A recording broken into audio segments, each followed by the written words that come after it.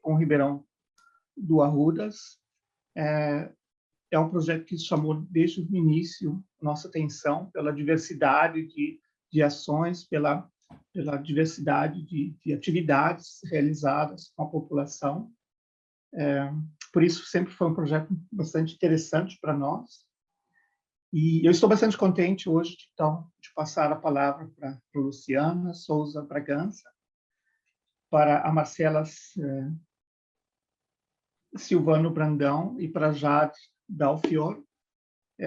O Flora, o espaço é de vocês, por favor, iniciem. Bem-vindos a todos, aos participantes.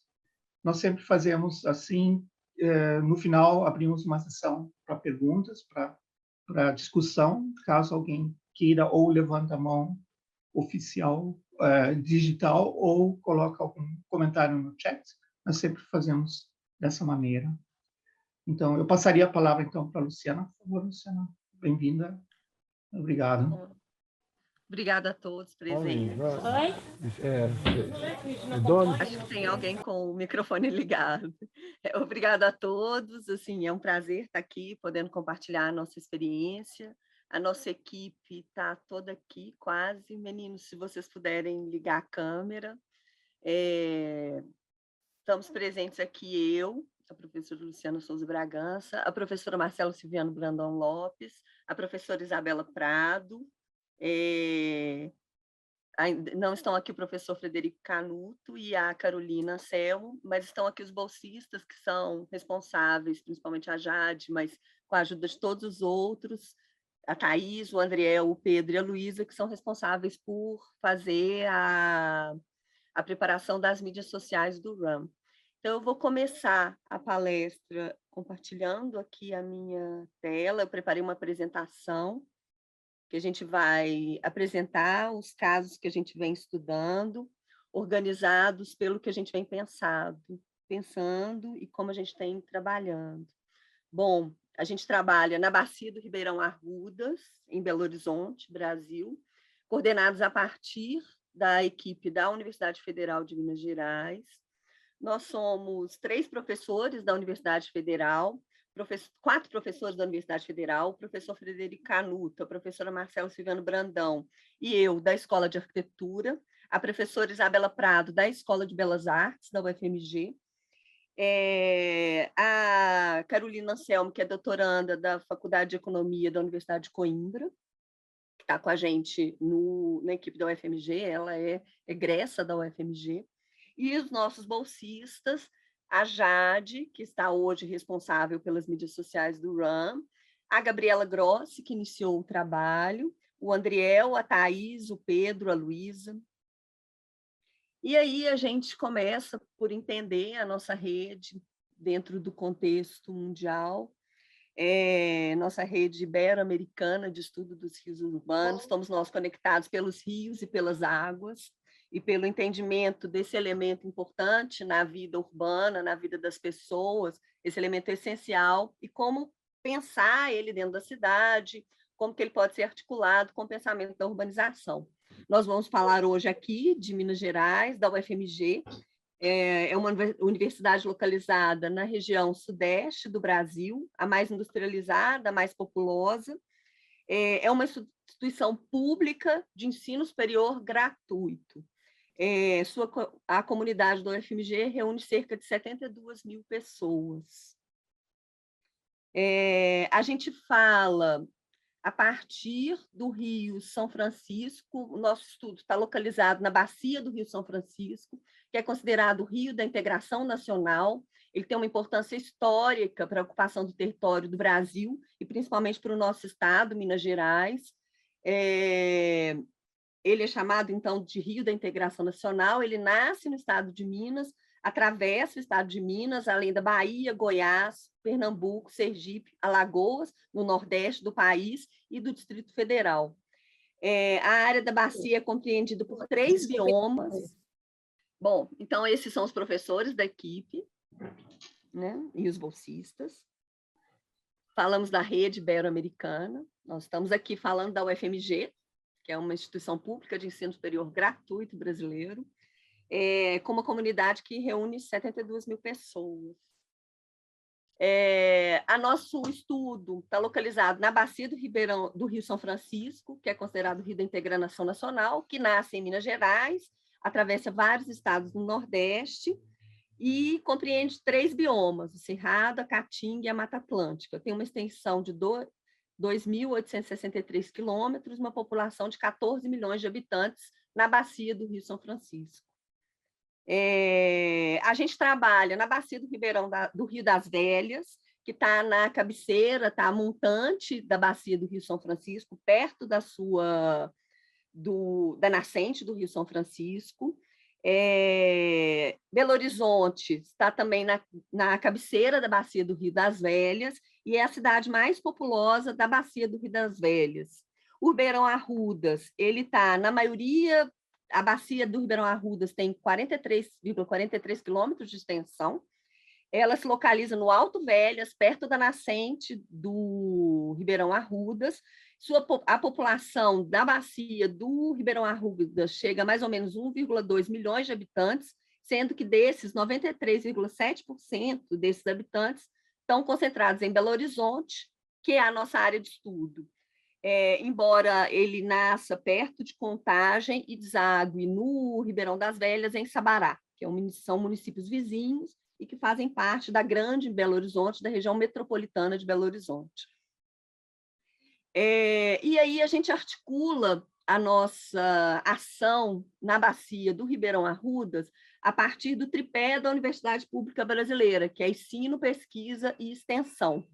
A gente tem o objetivo de trabalhar as questões ambientais, a urbanização e as águas urbanas, o planejamento por bacias hidrográficas, a pauta das lutas urbanas, sejam elas ambientais, por moradias, por uma cidade mais igualitária e mais justa para todos, sejam eles humanos ou não humanos, a partir dos espaços cotidianos, da memória e também das narrativas sobre os rios urbanos. A gente trabalha praticamente na extensão inteira da bacia do Ribeirão Arrudas, em Belo Horizonte, com 4 projetos principais que se articulam através de várias pesquisas, de várias disciplinas de ensino e também de ações de extensão.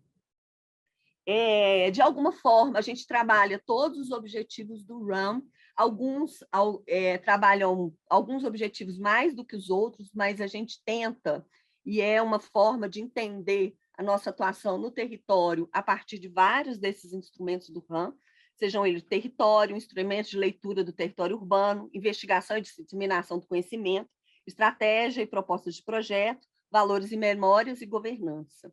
A gente, como eu disse, trabalha a partir da pesquisa, do ensino e da extensão. Extensão é uma figura da Universidade Brasileira que não é comum em todas as universidades, eu acho, que trabalha a ação da universidade no território ao qual ela está inserida. A gente fala de uma universidade pública que, de alguma forma, tem que estar ligada, tem que reverter para a comunidade na qual ela se insere. Na pesquisa, a gente atua com vários projetos de pesquisa, né? A gente tem o projeto Os Jardins Possíveis, que é uma pesquisa que eu coordeno, Urbanismo de Guerra e Urbanismo e Democracia, coordenado pelo professor Frederico Canuto, Resíduos Sólidos das Ocupações Urbanas, coordenado pela professora Marcela, a Rede de Habitação, também coordenada pela professora Marcela. No ensino, a gente Entre Rios e Ruas, coordenado pela professora Isabela Prado. No ensino, a gente tem várias disciplinas que vão ser apresentadas aqui, que a gente tenta aproximar os alunos do território, da bacia e da temática dos rios urbanos. E na extensão, a gente conta com a colaboração de várias entidades públicas. A gente trabalha com a Copasa, que é a Companhia de Águas e Saneamento de Belo Horizonte. A gente trabalha em parceria com uma empresa chamada Vina, com o departamento socioambiental dessa empresa. A gente trabalha em parceria com a UFBEL, com os outros órgãos públicos. Alguns dos projetos, principalmente os de arte, eles trabalham muito a partir de editais de fomento à arte. Então, assim, a gente tem várias formas com qual essa extensão é levada para a comunidade. E aí a gente começa pelo pelo projeto, pelo trabalho do Programa de Natureza Política, que é um programa de extensão coordenado pela Marcela e por mim, no córrego do Jatobá, que a gente atua, a montante da bacia hidrográfica do Ribeirão Arrudas, bem perto da nascente, perto do parque ao qual o rio nasce, e que a gente trabalha com o objetivo de juntar as pautas de lutas ambientais e direito pela moradia, com o objetivo de reforço mútuo. É muito comum a gente rivalizar as ocupações urbanas, as populações mais pobres, como sendo inimigas das águas urbanas, das lutas ambientais, da natureza como um todo. E com o objetivo de propor um planejamento por bacias hidrográficas. A gente tem os desafios das políticas públicas excludentes e de um rio não considerado no planejamento urbano em Belo Horizonte, esse talvez seja o nosso grande desafio, de um repertório espacial que não considera a bacia hidrográfica, que trabalha muito com soluções pré-prontas, já enraigadas, soluções padrão, que de fato não consideram essa bacia hidrográfica nem as soluções da própria população, e com racismo ambiental, que coloca como inimigos da questão ambiental as pessoas mais pobres, às vezes os negros, enfim. A nossa proposta é considerar soluções espaciais no território, propostos no território pela população, nos projetos que a gente propõe, entender o território através da cartografia como potência, então a gente usa a cartografia como instrumento tanto de leitura do território quanto de proposição para esse território, com a ideia de juntar as pautas ambientais e pela moradia, com o objetivo de reforço mútuo, colocando moradores, água, vegetação, animais como aliados na disputa por território e não como opositores.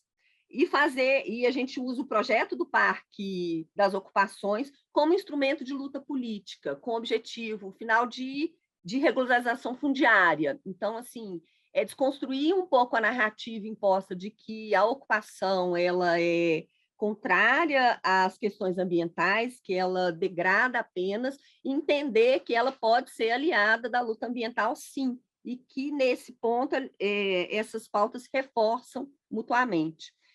O Parque das Ocupações ele está inserido no Córrego do Jatobá, que é um contribuinte, na microbacia do Córrego do Jatobá, que é um contribuinte do Arrudas, especificamente no Córrego do Capão dos Porcos. A gente trabalha toda a microbacia do Córrego do Capão no que a gente chama do território do Vale das Ocupações, onde a gente tenta construir o Parque das Ocupações. Eu acho importante também dizer que há uma diferença entre ocupação e favela. A ocupação urbana ela é, de alguma forma, planejada, ela acontece normalmente em áreas onde há alguma questão fundiária em que a legalização ela é controversa, então, com algumas áreas com problemas de pagamento de impostos, ou com alguma questão de abandono pelo próprio poder público, elas têm uma organização central. Então, assim, a gente consegue trabalhar com bastante sinergia com a ocupação, muito também pelo fato dela ser organizada. E aí a gente trabalha primeiro nesse território, onde há, a princípio, uma disputa entre a ocupação e a área de proteção ambiental do Córrego do Capão dos Porcos, que se localiza nesses duas áreas mais vegetadas. E a gente vai para o território justamente a partir dessa disputa.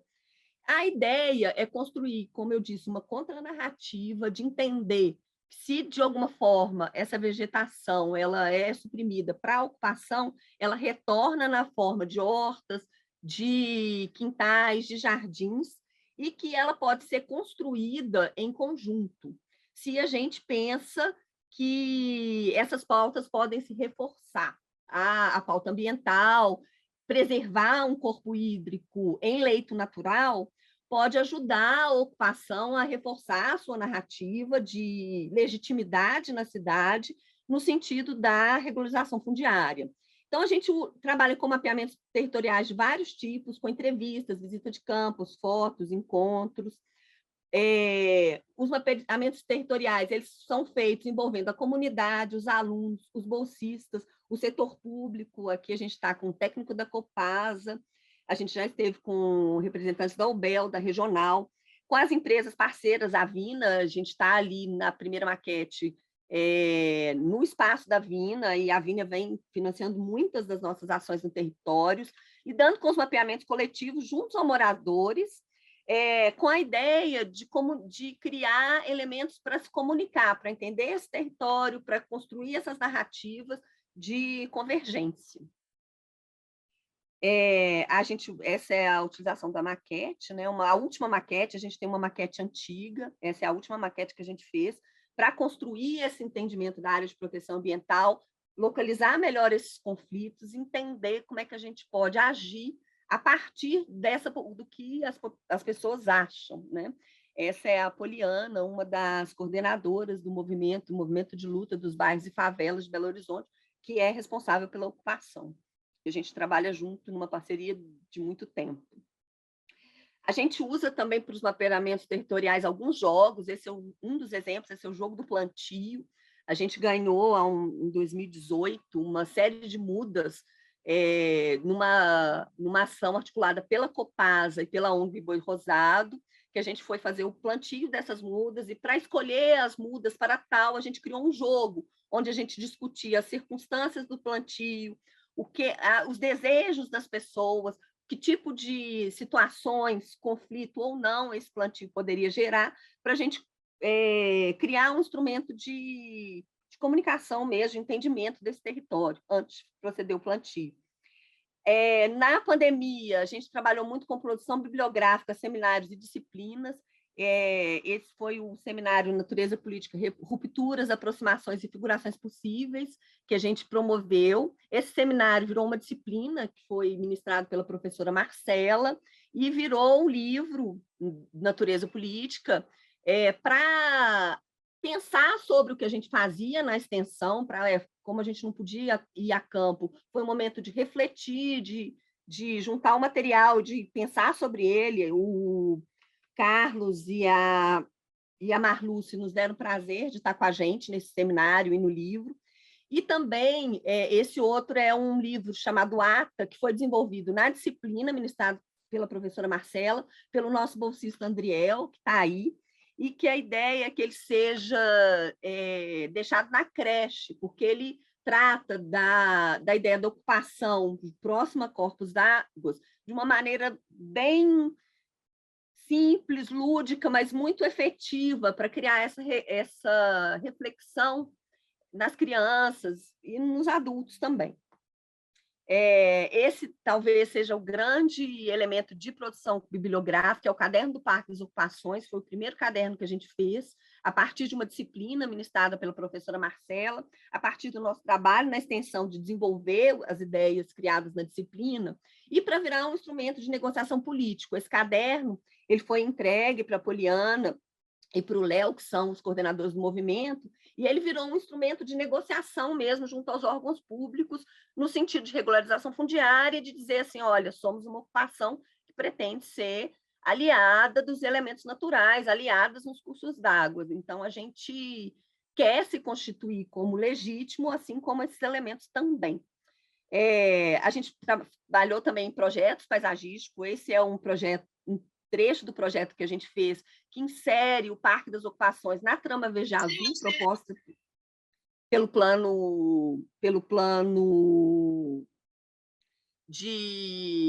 PDD e Plano de Planejamento Metropolitano de Belo Horizonte.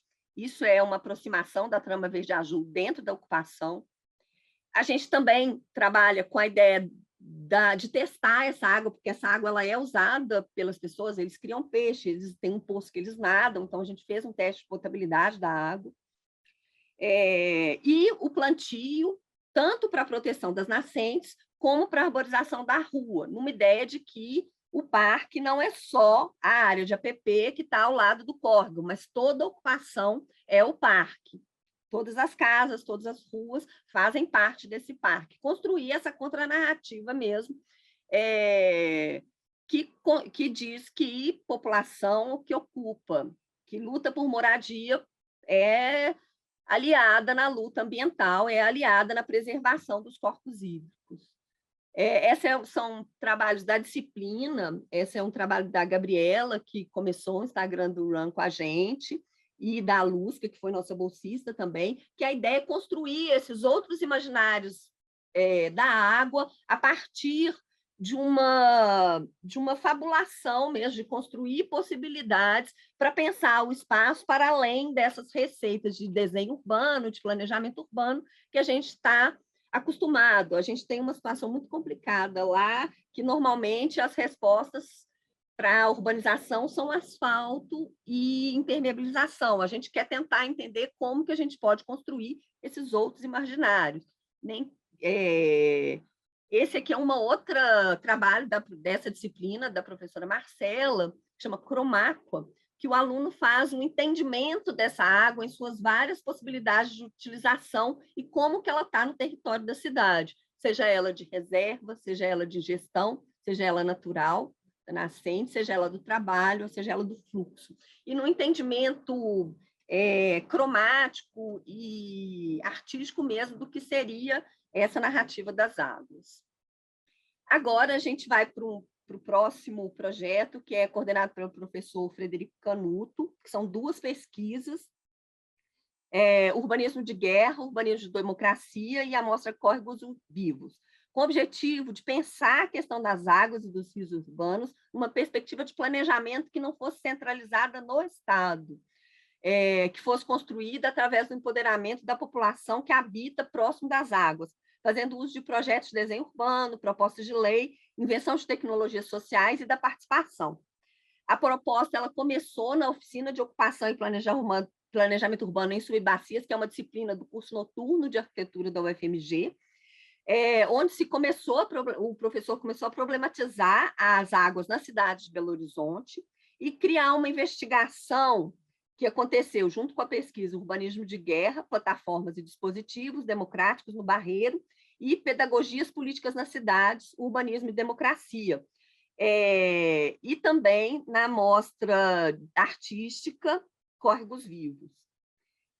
A mostra Córregos Vivos ela aconteceu em 2020, em plena pandemia, então ela aconteceu de forma remota, onde o imaginário e a memória de morar na bacia, dos jardins viventes, das economias dos afetos, das pinturas e das histórias foram problematizados. As pessoas foram criando remotamente imagens a partir dessas várias provocações. Aconteceram várias lives onde essas conversas aconteciam e onde os debates aconteciam, todas elas de forma virtual, né? Todas essas foram as lives todas que aconteceram, estão todas elas disponíveis, o link está no final da apresentação, para quem se interessar, onde se discutia essas questões do Rio, onde se alargava esse repertório crítico. Essa é a oficina de planejamento urbano de Subbacias, que faz parte do curso noturno de arquitetura da UFMG, ministrada pelo professor Frederico Canuto, onde toda essa problematização ela foi levada para os alunos. Esse é algum dos resultados das disciplinas, né, dos projetos propostos na disciplina. Esse é um projeto bastante interessante, que são o entendimento das escolas como agentes de planejamento urbano, que a partir da mobilização das escolas, nas greves das escolas de 2015, se não me lembro, foram localizadas todas as escolas municipais, é um trabalho desenvolvido com as escolas municipais de ensino de Belo Horizonte, e foi criado um jogo das águas urbanas para ser levados nas escolas da bacia do Arrudas e discutida a questão ambiental com as crianças.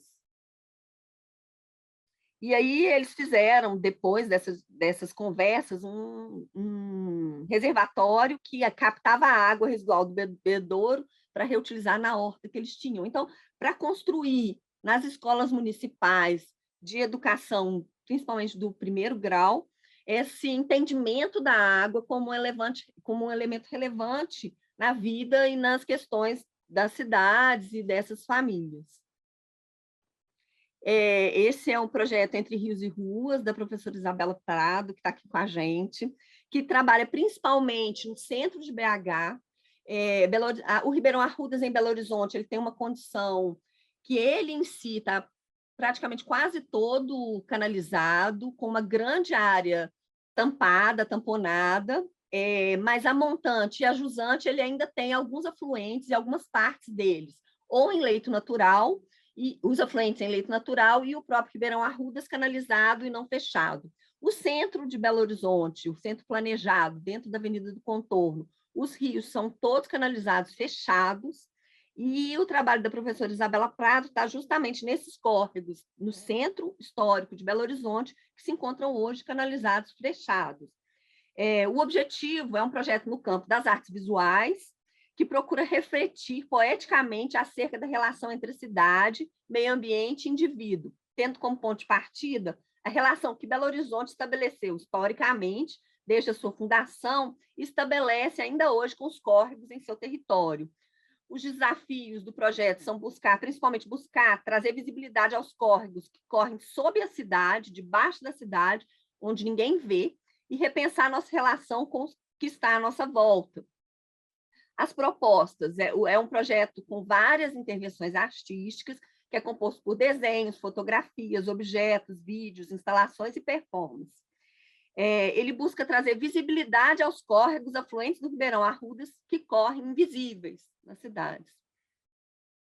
Esse é o primeiro deles, que se chama Repaisagem, esse é um quadro magnético, onde as pessoas vão construindo e reconstruindo esses cursos hídricos, a partir desses cursos d'águas imaginários, e construindo uma possibilidade, e construindo o entendimento de que se pode construir essa paisagem de alguma forma. Entre Rios e Ruas, lição, a professora, junto com o violinista, eu tenho o nome dele, mas não me acho aqui, eles tocavam nas áreas junto aos bueiros onde o córrego passa, né, junto às grelhas onde o córrego passava. Eles tocavam peças de violino numa lição, se essa rua fosse um rio, como uma forma de chamar atenção, de colocar em relevo esses rios que estão aí escondidos sobre esses bueiros e a gente não se dá conta deles. Esse é o trabalho Joia, que é a volta do Arrudas, quando ele começa a estar em leito natural, quando ele sai de Belo Horizonte, ele volta a estar em leito natural não canalizado. Essa é justamente a jusante, perto do São Geraldo, onde o último trabalho está. É uma joia com esse desenho desse rio solto, longe dessas barreiras de concreto que ele é colocado hoje em dia. E esse é o mais novo, Entre Rios e Ruas, esse é Sobre o Rio. A ideia é revelar os rios ocultos na cidade de Belo Horizonte, a partir da inserção de placas, como se fossem placas de ruas, nas ruas por sobre as quais os rios estão escondidos, né? Então, a gente está aqui na Avenida Brasil, em cima do rio Acabamundo, que está canalizado debaixo dessa rua, que pertence à bacia do Ribeirão Arrudas. E a jusante, eu venho apresentar a pesquisa Jardins Possíveis, que é uma pesquisa coordenada por mim, e tem o objetivo de reconhecer a prática de construir jardins cotidianos como aliada das águas na cidade, a partir dos territórios multiespécies construídos, e reconhecer os jardins como um artefato da memória dos rios, dos biomas e dos territórios. Os desafios são os avanços da urbanização sobre os espaços do jardim e dos rios, os rios tamponados e a excessiva impermeabilização do território. A proposta da pesquisa é mapear e caracterizar os jardins urbanos, descobrir os espaços da memória das memórias dos elementos naturais, e aqui para o RAN interessa das águas urbanas, contabilizar a contribuição desses jardins para criar áreas permeáveis nas cidades, para permitir que os rios, mesmo canalizados, mesmo tamponados, possam permanecer como caminhos de água, mesmo que não vistos. construir e influir, construindo políticas públicas de incentivo a esses espaços cotidianos, onde essa relação entre as pessoas, as águas, as plantas, os animais, acontece cotidianamente na cidade de Belo Horizonte. Aí a água e a bacia hidrográfica, a estrutura, entendimento de território e a pesquisa dos jardins, ela aconteceu tanto no Barreiro, no Parque das Ocupações, como no Hipercentro, junto aos hortelões da Lagoinha, principalmente na Lagoinha, na outra vertente do que a Bela trabalha. A Bela trabalha na vertente sul, eu trabalho na vertente norte do Ribeirão Arrudas, e no bairro São Geraldo, onde a pesquisa se aprofundou. E aí eu acho que uma fala do senhor Eli, eu gosto sempre de trazer essa fala, que ele diz assim: córrego é assim, caminho, sai daqui da grota, depois ele some por debaixo da Coari e desce até lá no Arrudas. De vez em quando inunda e dá uma dificuldade para o povo que perde as coisas. Mas a água carrega a vida com ela. Olha as bananeiras, o que vale na vida é caminhar com a água. Então, para nós, o que vale na vida é caminhar com a água. A ideia, ela parte do estudo morfológico da bacia do Córrego do São Geraldo, do estudo das unidades de relevo, das superfícies côncavas, convexas e da várzea plana. E os jardins, eles são pesquisados e catalogados a partir desses entendimentos das superfícies de relevo da bacia hidrográfica do Córrego do São Geraldo na meia encosta. E aí a gente lança mão de instrumentos de sinalização do território para criar uma interface com a comunidade. A esquerda tem a sinalização que foi feita no Barreiro, no Parque das Ocupações, que foi construída a numeração das casas da ocupação, né? Ter um número na cidade é muito importante para a cidadania dessas pessoas, porque o carteiro não consegue chegar nessas casas das ocupações. Então, os alunos, eles propuseram uma numeração a partir do que diz a definição de cadastro de parcelamento, num horizonte de promover a regularização fundiária. Então, se houver a regularização fundiária, a casa já, quando houver a regularização fundiária, vai existir. As casas já estarão numeradas segundo os critérios do cadastro de parcelamento, e também de criar uma sinalização para o parque das ocupações. Essa foto embaixo é a foto do lugar onde eles guardam as mudas, os insumos para o plantio do parque, da Horta da Alexandra. E à direita, no território do São Geraldo, a gente fez uma sinalização que mostrava onde existiam os jardins, onde as pessoas plantavam, onde tinha uma comunicação com a água, para chamar as pessoas para pesquisa, porque foi feita uma pesquisa extensa de questionários de caráter etnográfico durante 3 anos no São Geraldo, para a gente entender essas pessoas que plantavam jardim, além de todas as questões que foram levantadas, como que as águas existiam para essas pessoas. A gente também usou a estratégia de criar encontros com comida, a ideia do café com plantas, do café com conversa, é uma ideia que funciona bastante para que a gente ajunte as pessoas e que elas se sintam abertas e dispostas a conversar sobre o que a gente quer conversar, e para que a gente possa entender essas pessoas, criar uma relação com elas, né? Porque na pesquisa do jardim a gente visitou 68 casas, então a gente precisava entrar dentro da casa das pessoas. Então a gente precisava construir essa relação. Essa é uma outra estratégia, que é coletar a história dessas pessoas, essas narrativas desse jardim, a partir de palavras-chave. Esse foi feito no Café com Plantas, no segundo Café com Plantas. A gente distribuiu na mesa do café essas fichas com palavras e imagens do próprio território e que incentivavam uma conversa. As pessoas pegavam, escreviam as próprias histórias e penduravam nesse varal.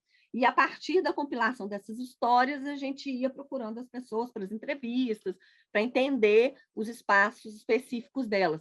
É importante dizer que isso tudo aconteceu numa área pública, que é na várzea plana do Ribeirão Arrudas, onde o Córrego São Geraldo encontra com o Ribeirão Arrudas, que ainda é muito vegetada e natural. Essa é uma nascente protegida, que está a 6 quilômetros do centro de Belo Horizonte, na Grota do São Geraldo.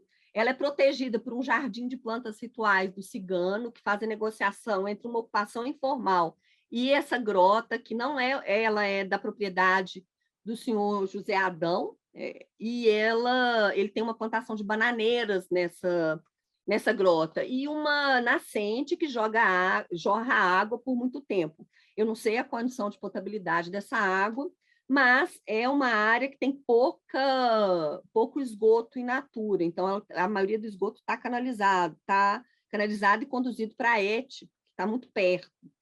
E aí as pessoas usavam muitas palavras para dizer dos jardins relacionados com a água: casa d'água, grota, jardim de água.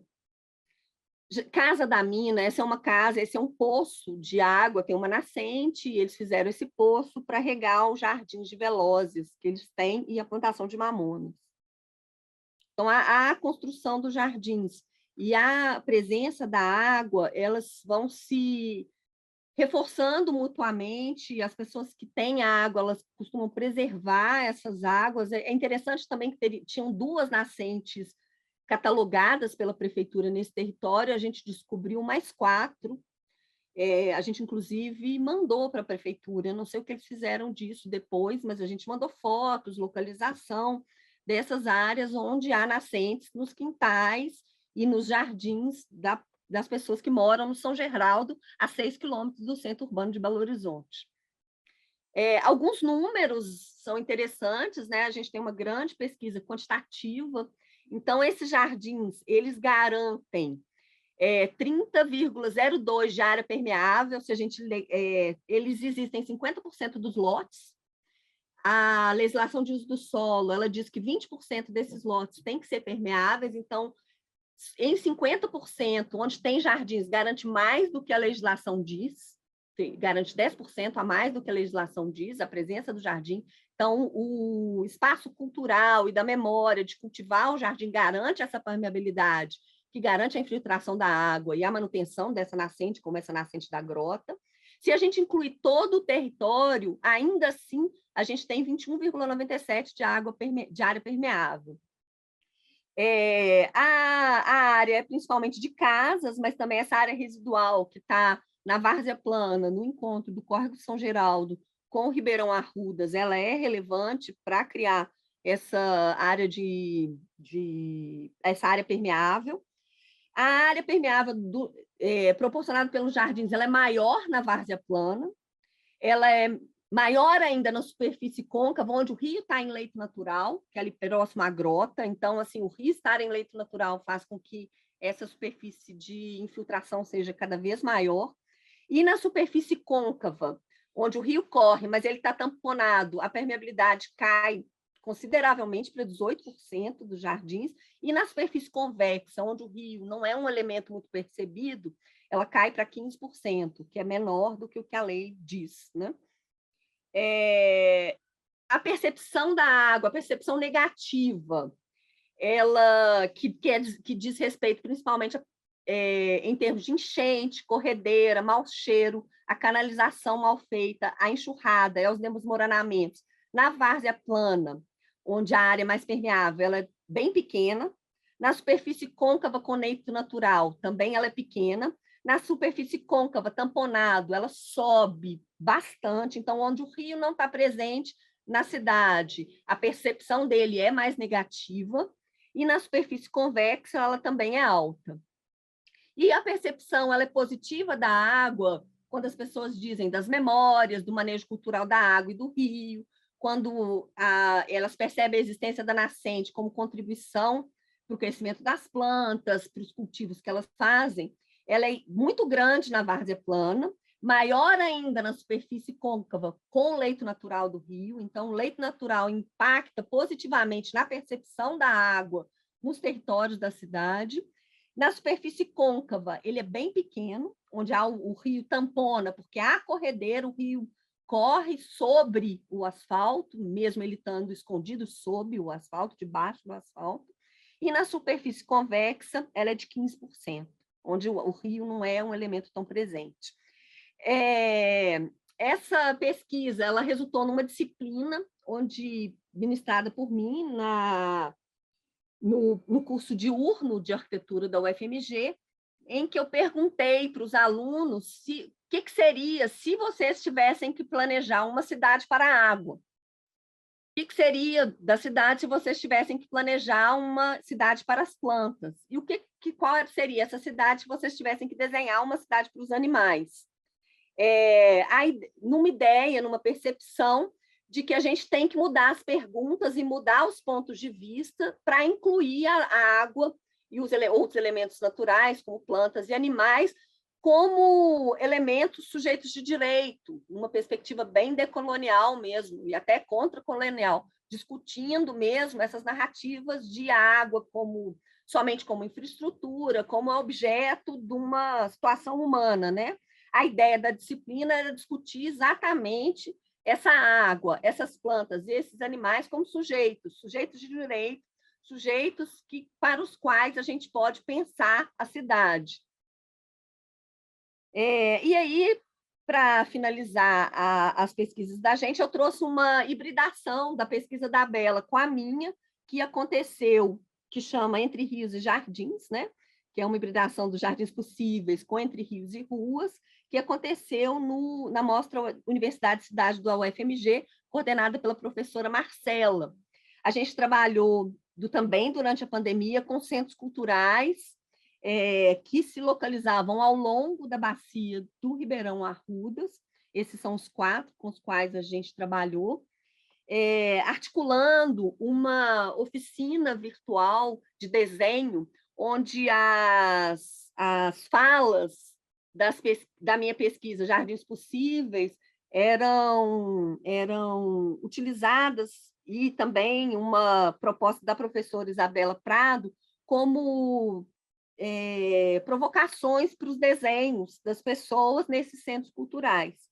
Então, a gente selecionou, eles viraram alguns lambes, que foram tanto apresentados na fachada do Espaço do Conhecimento, quanto colados pela cidade. Afinal de contas, a gente estava em época de pandemia, e também se transformou num programa de rádio, que aconteceu junto com outro projeto, e que circulou, é um carro de som que circulou contando essas histórias dos rios nas cidades, né?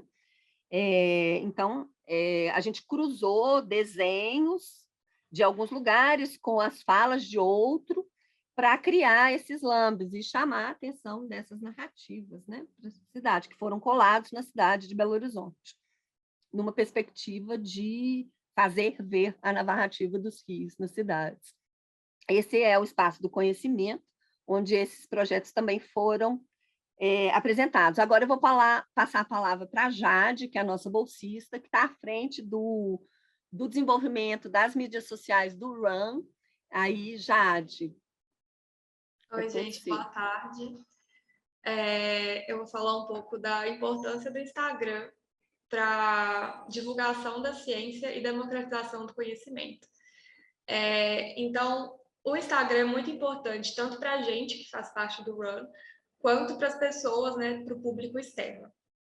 Para a gente, o Instagram é muito importante para conhecer mesmo o que cada integrante, o que cada equipe, o que cada país desenvolve, né? Qual pesquisa que eles desenvolvem. Então, no próximo slide, dá para ver um print, né, da tela, e a gente sempre apresenta um pouquinho do que a universidade faz, um pouco de cada equipe, então nome, foto, currículo, né?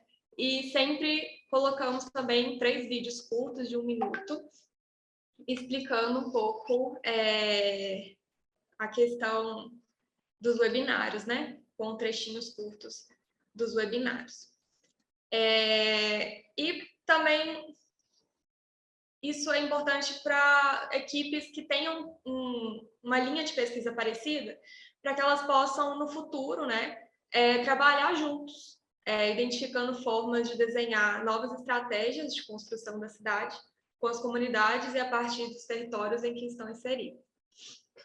E, bem, para o público externo, a plataforma do Instagram também é muito importante, porque o Instagram é a mídia social, é a terceira mídia social mais usada do mundo. Então, é se esperar que muita gente tenha acesso a esse conteúdo que a gente está publicando. E são pessoas que, às vezes, não teriam interesse de buscar um artigo científico, por exemplo, sobre esse tema dos rios urbanos, mas que elas podem ter um acesso muito facilitado e muito mais fácil, entendível, por meio do Instagram. Especialmente por meio dos Reels, né? Que são esses vídeos curtos, que têm grande alcance. Então, isso é importante também no caso, por exemplo, de Belo Horizonte, que a Luciana falou, que os rios aqui na cidade, eles estão sumindo cada vez mais, né? No centro a gente não vê, eles estão tampados, eles estão embaixo das ruas. Então, eles acabam sumindo um pouco da memória das pessoas e da visão delas. Então, trabalhar um pouco com essa difusão do conhecimento sobre os rios urbanos é bem importante para, às vezes, despertar uma consciência no indivíduo que, às vezes, já não pensava mais nesse assunto. E passando, a gente tem o mapa, que foi uma forma de tentar concretizar tudo, os objetivos do RUN. Então, nós colocamos o mapa focando na América Latina e uma parte da Europa, né, Portugal e Espanha.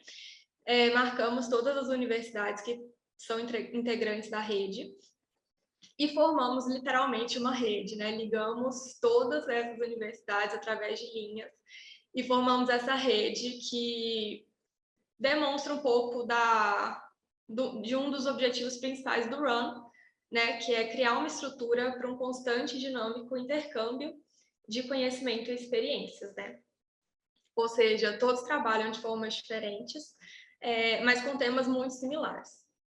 Então, o RUN é essa grande rede, nós quisemos mostrar isso graficamente através desse mapa. Bom, gente, eu esqueci, acho importante, a gente tem todos os sites aqui, eu fechei, mas eu acho que é legal, site de todas as pessoas que trabalham conosco, somos vários, então acho que pode ser importante colocar essa página. Esses estão todos os sites, né, do Natureza Política, site, Instagram, Facebook, do Jardins Possíveis, site, Instagram, Facebook, do Entre Rios e Ruas, o Instagram, do Urbanismo de Guerra, Urbanismo de Democracia e Córregos Vivos, sites, todos os sites. Então, assim, esses são sites, se vocês quiserem saber mais sobre a gente, sobre qualquer um dos projetos, a gente está às ordens, mas estão todos aí disponíveis para consulta, enfim, eles estão bastante alimentados com toda essa informação que a gente trouxe de uma maneira rápida para criar um panorama das coisas que a gente tem feito. Muito obrigada. E agora estamos aqui para responder. Ótimo. Ok, muito obrigado, Luciana. Luciana, muito obrigado pela extensão do tudo que vocês estão fazendo de forma comprimida. É interessante os vários projetos, eu acredito que para o RUN é bastante interessante essas diferentes experiências no contato, no envolvimento da população, na criação de soluções locais. Assim nós abrimos a discussão. Se alguém tiver... a Irene, por favor, Irene Vaz. Sí, gracias, Carlos. Obrigada.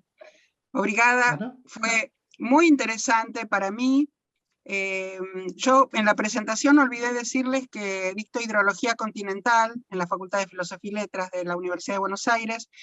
Yo soy ecóloga acuática, egresada de otra facultad de la misma universidad, y me pareció muy bueno porque en Buenos Aires nosotros tenemos muchos arroyos urbanos, algunos anulados, otros entubados, y no tenemos esa comunicación de la ciencia, esa democratización para que la gente sepa qué hay debajo del pavimento.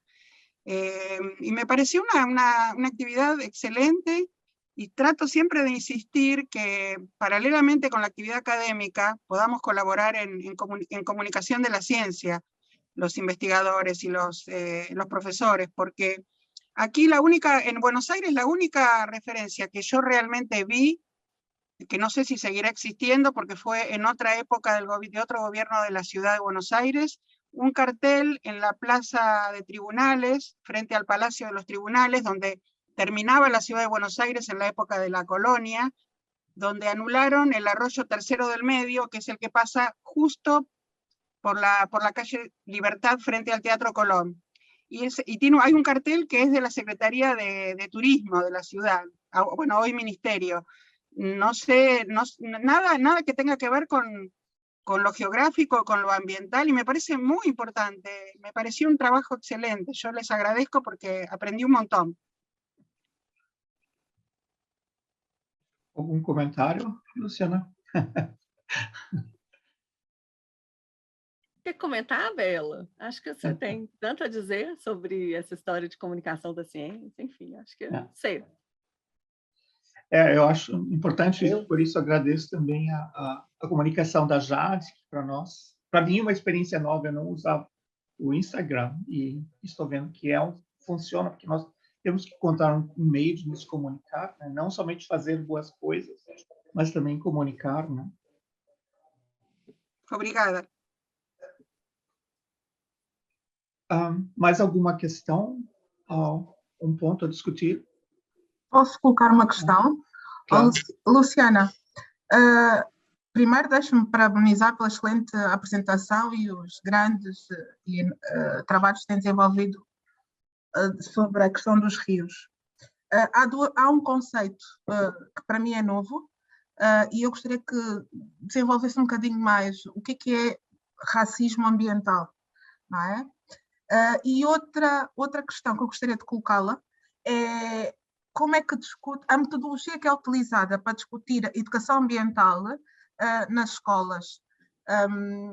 Como é que faz, como é que estimula estes jovens à participação, toda a metodologia que utiliza nesse sentido? Bom, quer responder, Marcelo ou Bela? Quer responder, Marcelo? Eu acho que com relação às escolas, talvez o Fred que seria a pessoa mais adequada, né, Lu?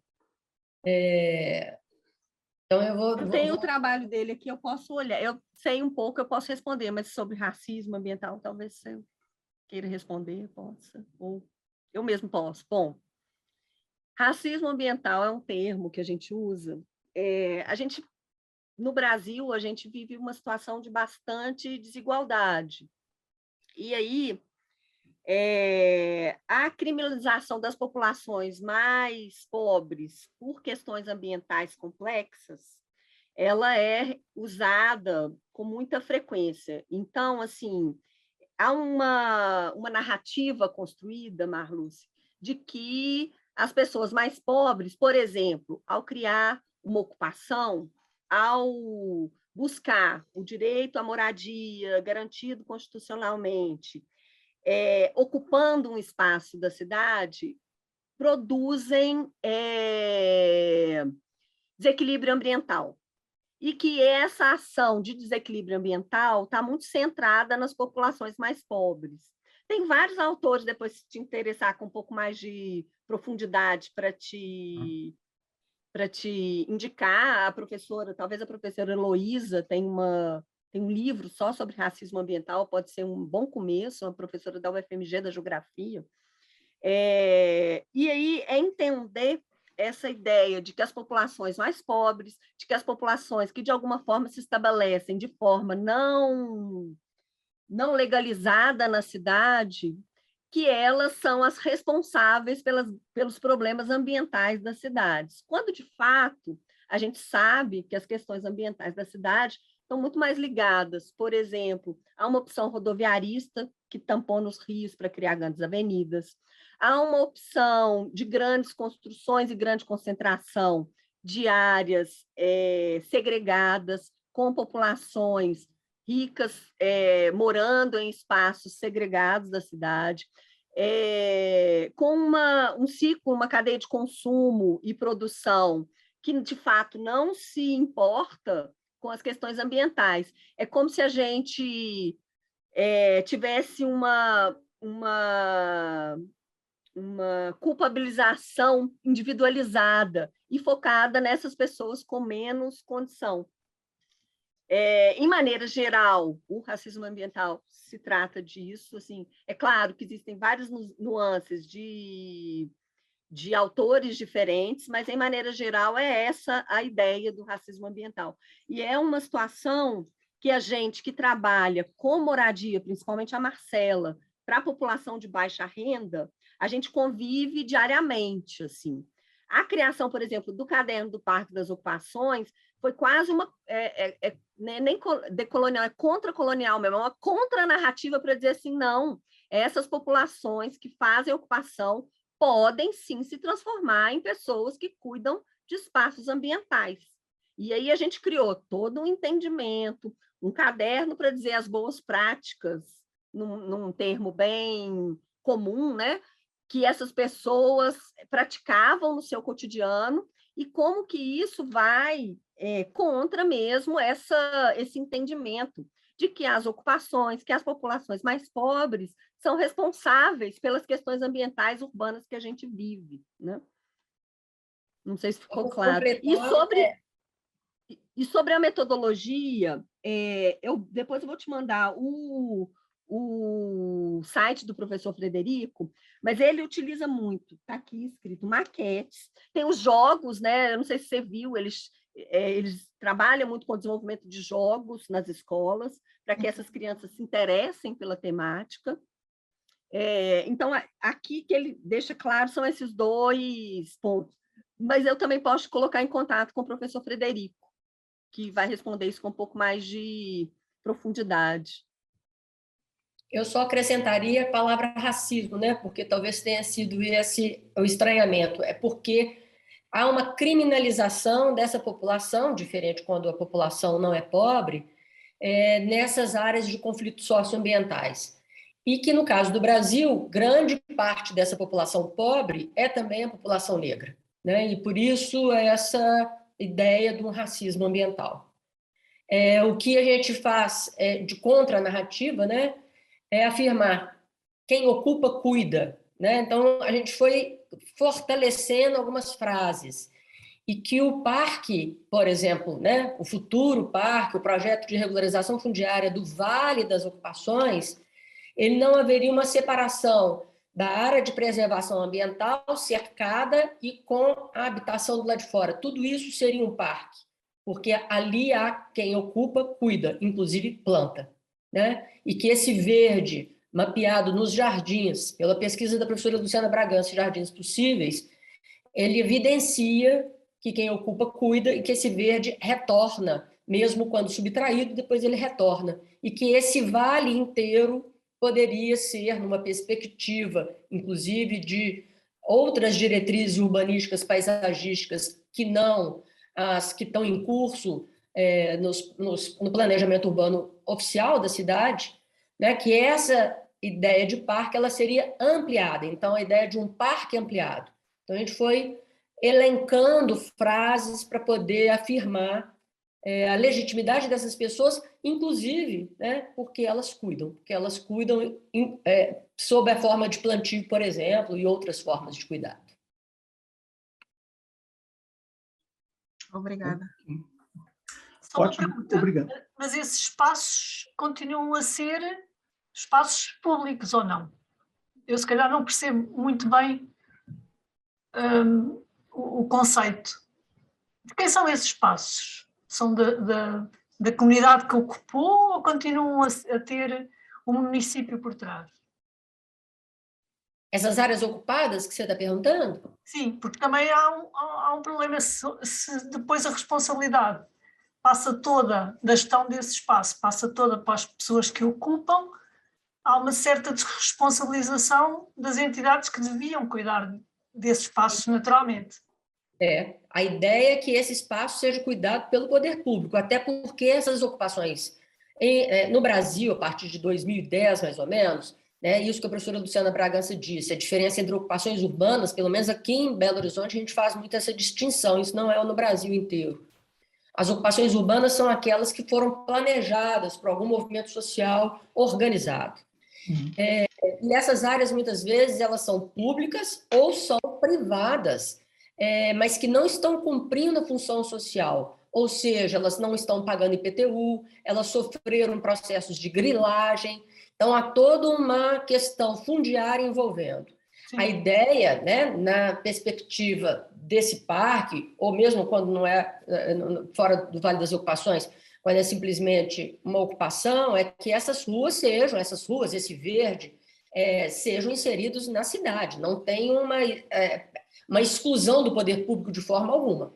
É que o poder público reconheça essas áreas, né, e implemente ali políticas de urbanização, mas políticas de urbanização que contemplem o que está em curso, né? Esse cuidado, essa relação com a permeabilidade do solo, essa relação de vizinhança, essa relação de troca entre uma horta e outra, os encontros que acontecem na rua, o uso das ruas de uma maneira muito compartilhada entre criança, moto, bicicleta e adulto, ou seja, há toda uma dinâmica que, no nosso entendimento, precisa ser incorporado na política urbana pública, com dinheiro público, mas nos pressupostos, né, que já estão ali em curso, na maneira de se fazer território,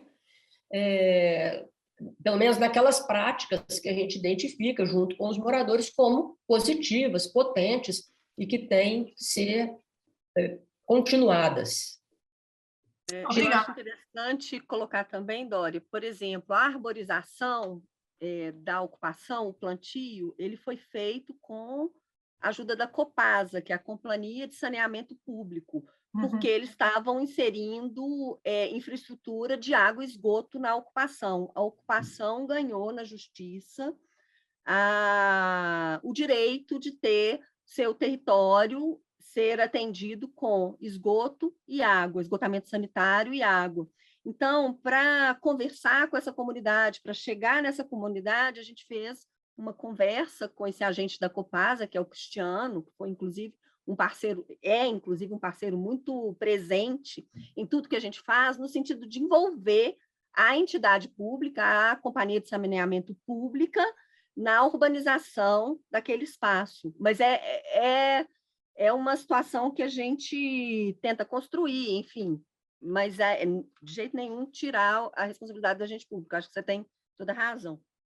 Só acrescentar, esse caderno, né, que a Luciana comentou, ele contribuiu para a inserção das ocupações, pelo menos Eliana Silva e Paulo Freire, no novo plano diretor da cidade. Então, na época que esse caderno foi elaborado, foi também a época que o novo plano diretor da cidade estava em disputa na Câmara dos Vereadores, sendo discutido quais seriam os territórios que entrariam, né, naquele plano daquele ano para reconhecimento e para futura regularização fundiária. Então, o Caderno das Ocupações ele também serviu como esse instrumento.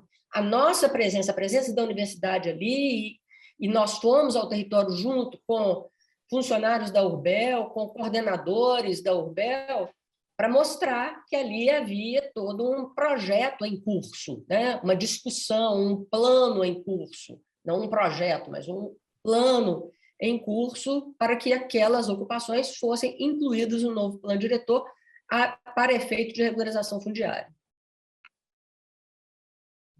Ok. Nós temos mais 4 perguntas. Eu passaria, então, a palavra agora para o Manuel, por favor. Manuel? Obrigado, Carlos. Oi, Luciana. Antes de mais nada, parabenizar você e a equipe toda pelo trabalho desenvolvido. E uma pergunta um pouco mais... na verdade, na avaliação de vocês, quer dizer, em que medida esse processo de conscientização desenvolvido, para além dos desdobramentos na legislação, como a comentada pela Marcela agora, de incorporada no próprio plano diretor, que correlação vocês puderam perceber ou não em termos de conscientização e empoderamento, né? Quanto que desse conjunto de ações efetivamente, né, resultou numa percepção da comunidade nesse sentido? E a segunda coisa, em que medida, né, todo esse trabalho, né, no caso mais específico de algumas ações projetuais ou de possibilidades de ações projetuais, né, mesmo que trabalhadas a nível de disciplina, elas foram construídas conjuntamente, né, ou seja, num processo de cocriação, né, a partir desse conhecimento, ou foram desenvolvidas para depois uma apresentação à comunidade, né? Não sei se essa segunda pergunta ficou clara, mas... né? Bom, são 4 projetos, né? Então, assim, eles têm algumas características específicas de cada um deles. O Parque das Ocupações é um projeto completamente construído junto com as pessoas lá. A gente tem vários mecanismos de mapeamento do que está em curso, a gente usa muito essa expressão, que está em curso no território, como que a gente pode levar isso para um entendimento de projeto. E, assim, a gente desenvolveu a gente está lá desde 2016, é um trabalho longo, assim, é um trabalho que já tem um tempo bom. Então, eu acredito que no Parque das Ocupações, essa narrativa do Rio, essa narrativa ambiental, essa questão de usar, de se sentir parte daquele vale, de se sentir responsável, ela esteja muito incorporada, assim. Ela, de fato, inclusive usada por técnicos da prefeitura. Foi muito engraçado, uma vez na visita do Rubel, a gente ouvir deles, porque o Parque das Ocupações, isso é uma coisa que a gente criou. Então, assim, lá a gente tem essa difusão da narrativa, e é um projeto feito junto com eles, a gente usa muito maquete, vamos construir, vamos julgar, vamos colocar onde, o que a gente vai fazer, como a gente vai fazer, é um trabalho de extensão, então é um trabalho que a gente, antes da pandemia, estava no território pelo menos uma vez por semana, os bolsistas estavam lá pelo menos uma vez por semana, então a gente tem uma relação muito próxima, que foi um pouco atrapalhada pela pandemia, mas que a gente vem retomando, né? Então, as soluções, tanto projetuais quanto espaciais, são construídas, primeiro, a partir de um mapeamento e do entendimento do que está em curso no território e que, de fato, a gente considera que é relevante. Às vezes, isso vai para a sala de aula e os alunos fazem propostas, a gente leva para lá, testa, volta. É um percurso ida e volta, né? Não é um percurso de ida, apresentação e está tudo pronto, é assim mesmo, né? É claro que tem horas que a gente tem um trabalho que está dentro da universidade, e tem horas que o trabalho está nas ocupações, né? E a gente também vai mudando as nossas perspectivas a partir do que eles nos dizem, a partir do que a gente percebe e tem de demanda do território. Isso no Parque das Ocupações. No projeto da Bela, eu acho que se ela puder falar, eu acho bem legal, porque ele é bem diferente nesse sentido, ele tem uma repercussão que eu acho que é até, inclusive, internacional, é um trabalho internacionalmente conhecido, assim, premiado e conhecido, que é uma criação de uma narrativa para um outro público. Vou só falar do Jardins Possíveis, que é no São Geraldo, a construção do entendimento dos jardins como um elemento importante para a questão ambiental. A gente está lá também desde 2017, a pesquisa está lá desde 2017 trabalhando com eles, então também a gente consegue ter ali um entendimento dessa narrativa do jardim como um elemento importante para as águas das cidades. Mas, assim, menos talvez, a gente não tem proposta de espaço para lá, então não existe, é uma proposta de pesquisa, né, de criar um entendimento, de criar essa narrativa. No São Geraldo, ele acontece bastante, assim, mas de uma maneira talvez um pouco menos presente do que no Parque das Ocupações, onde a gente tem um projeto, tem uma possibilidade de trabalho conjunto, né? A extensão está no Parque das Ocupações e no Barreiro, a pesquisa está no São Geraldo. E eu acho que a Bela, é legal de falar do trabalho dela, que eu acho que ela tem uma outra perspectiva que pode contribuir muito também aqui. Passo a palavra, Bela. Boa tarde a todos, tudo bem? Bem, sim, eu acho que eu vim do lugar das artes visuais, né? Eu acho que o trabalho, toda essa relação com as águas da cidade, né? Quando eu inicio o Entre Rios e Ruas, é como se o Entre Rios e Ruas fosse uma grande pesquisa, um escopo maior, e dentro dessa pesquisa vários trabalhos foram sendo desenvolvidos. Então, é uma percepção poética, né, dessa relação entre o meio ambiente, né, e o espaço urbano construído, e essa relação que, historicamente, a cidade vem estabelecendo, né, com as águas da cidade. E era um pouco uma relação também com a ideia de paisagem, quando eu me deparo com o Arruda sendo tamponado, num trecho que atravessava uma área bem central, simbólica, com construções arquitetônicas importantes, também referências da cidade, e existe um apagamento desse córrego. Então, o projeto todo é acionado a partir desse elemento natural sendo apagado da paisagem. O broche, inclusive, complementando um pouco a joia, que é aquele broche em ouro, eles são os últimos 950 metros do Arrudas em leito natural dentro do município. Então, ele pega os últimos 950 metros que começam a existir novamente um leito natural dentro da cidade, e o broche em ouro ele é construído numa escala 1:10.000, então é um broche de 9,5 centímetros, que replica exatamente esse último trechinho dele que ainda está em leito natural. E o trabalho, acho que ele vem, a partir de um aspecto poético, tentar acionar reflexão sobre esse tema. A maioria dos trabalhos, até um certo momento, eles têm uma relação muito mais contemplativa, né, onde são desenhos, vídeos, trabalhos que são feitos a partir de elementos estéticos, retirados desse mapa, reconstruções desses desenhos, dessas paisagens. Então, tem um volume muito grande de trabalhos, e que tinha um aspecto contemplativo. E, ao longo desse processo, né, que se iniciou em 2006, ficou muito nítido para mim um aprendizado que foi... eu trabalhava com um público muito específico, né, o público que já está, de certa forma, voltado para uma sensibilidade em relação à cultura, à arte, ao meio ambiente, que é o público que se movimenta, se desloca até uma exposição, né? Então, eu já trabalhava muito dentro de falar para pessoas que já tinham esse entendimento. E como era uma questão das águas, né, algo que é democrático, universal, né, direito de todos, eu entendia que eu tinha que romper um pouco essa barreira, e eu começo, então, a fazer trabalhos que são como repaisagem, que é um trabalho interativo, onde as pessoas manipulam o mesmo tipo de material que eu vejo nos mapas. Depois eu passo a fazer as performances, que é a necessidade de um embate com a rua, com o espaço urbano direto, e o público que realmente frequenta esses ambientes onde os córregos passam embaixo do asfalto, eles realmente poderem vivenciar essa experiência, uma música brasileira de domínio público, que é muito cantado nas infâncias. Então, é uma música que aciona muito a memória, que fala: se essa rua fosse minha, o que eu faria com ela. Então, é uma música que já traz uma reflexão do empoderamento do indivíduo em relação à cidade, ao espaço público, né?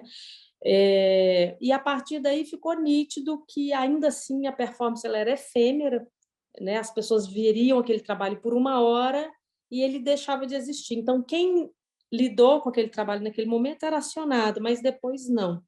É quando, então, nasce o Sobre o Rio, que é uma ideia realmente de revelar esse corpo d'água que está embaixo do asfalto, e ele voltar a ser inserido, que seja através da memória e da própria sinalização, né, no dia a dia das pessoas que convivem com a cidade, né, principalmente acionada por um desejo, sim, de falar do cuidado com as águas, com as nascentes, mas eu sempre entendia que era muito complicado a gente pedir cuidado com algo que as pessoas não viam e não sabiam onde ele estava. Então, o Sobre o Rio, sinalizando, estando presente, né, no convívio diário das pessoas, as pessoas voltam a entender que ali realmente existe água, e acho que seria mais fácil a gente começar a tratar cuidados, né, como os outros projetos aí que a Luciana já apresentou, a partir desse entendimento que esse córrego realmente se desloca, e se desloca de forma totalmente democrática e sem nenhuma distinção social ao longo de todo o trecho da cidade. Acho que é isso. Ok. Muito obrigado. Eu passaria, então, a palavra para o Diego Rios. Tem uma pergunta? Hola, bueno, ¿me escuchan? Sí. Buenas tardes. La verdad que quedé fascinado con la presentación. Me pareció que esta presentación engloba una multiplicidad de proyectos que se articulan muy bien entre ellos y que de alguna manera ahondan la articulación entre universidad y extensión, sobre todo con la cuestión de responsabilidad social sobre las poblaciones más marginalizadas y vulnerabilizadas de nuestras sociedades, ¿no? Y son esas mismas a las que se las acusa, justamente como había comentado Luciana, se las culpabiliza de la contaminación ambiental. Y ahí me parece que es muy interesante, de alguna manera, cómo estos proyectos, en esa articulación con los pobladores en el territorio, van dialogando y reconstruyendo unas nuevas valoraciones sobre esos territorios, los van empoderando y al mismo tiempo, no solo para esas poblaciones, sino capaz que tiene repercusiones en la política. Hay una construcción de un nuevo imaginario, un imaginario, si se quiere, geográfico de los suburbios pobres alternativos, ¿no? Que rescata justamente la posibilidad de que aquellos a los que se los acusa de ser contaminantes, degradantes del ambiente, tengan la posibilidad de participar de esas áreas de conservación ambiental